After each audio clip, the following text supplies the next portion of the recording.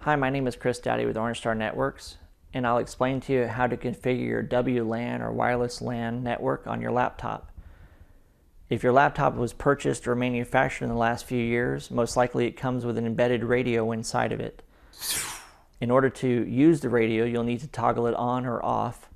You can do this by locating the hardware switch located somewhere on the top of your keyboard or on the side of your laptop, or by using a function key and a key that looks like a radio antenna.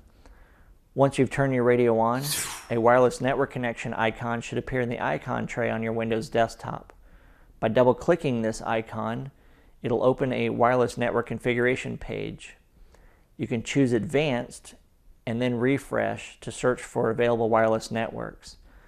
These can either be public Wi-Fi access networks or even private wireless networks. Select the network you want to connect to and choose Configure, and you'll possibly need to enter information on a private network or on a public network it'll allow you to access without any further information. Once you're connected wirelessly, you should be able to browse the internet and connect to all the other resources that are offered through the wireless connection. My name is Chris Dowdy with Orange Star Networks, and that's how you configure your WLAN or wireless LAN network on your laptop.